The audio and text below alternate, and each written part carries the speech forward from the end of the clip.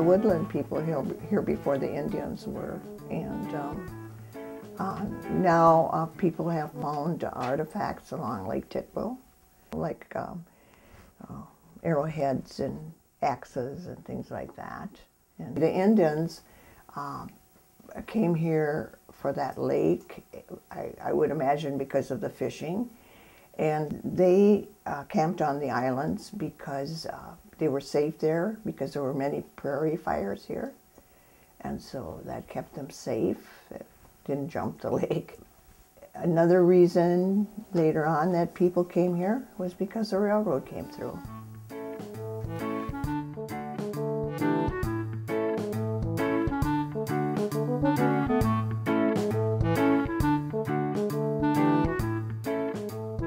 At first, it was mostly Germans and people from Norway and Sweden that came here. Actually, I go to the United Church of Christ, and that when I was growing up, that was a congregational church.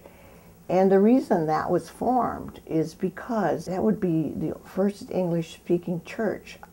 Otherwise, all the sermons were in German here in town, and then in the country churches, some of them were in German and some of them were in Swedish or Norwegian.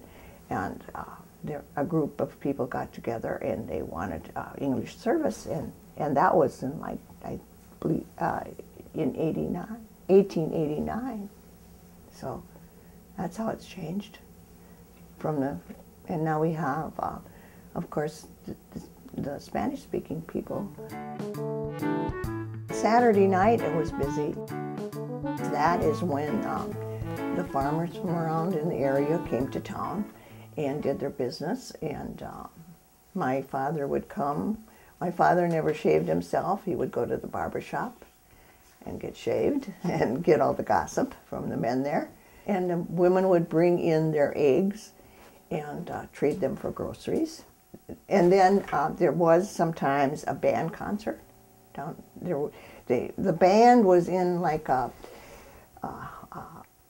wagon, a huge wagon, flatbed wagon, and my recollection is that it was screened in to keep them away from the mosquitoes.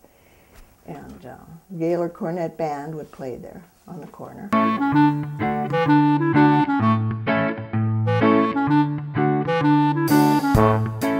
I think one reason the Main Street changed was that the railroad made a great difference. That first street by the butcher shop there, that would have been, I believe that's Sibley, that would have been closer to the railroad track.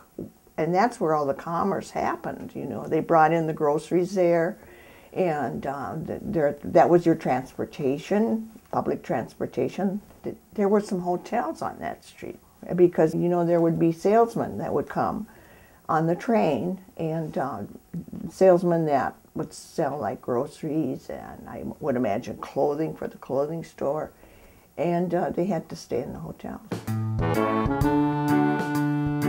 My grandfather, who ran a livery stable, what he did, he had teams of horses and wagons, and he would haul freight from the depot to the grocery stores, and he hauled coal to the coal bins, and he also, when the courthouse was being built, he hired more teams and hauled the block from the depot to where the courthouse is. And I have a picture of that with his team of horses, and that picture shows the courthouse.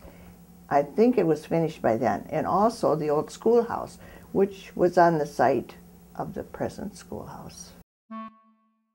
My grandfather and his brothers had a store where they sold cars and farm machinery and a lot of things like bicycles.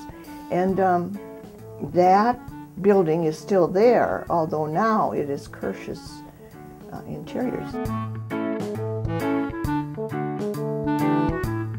I think what brought people to Gaylord was, of course, it was a beautiful spot.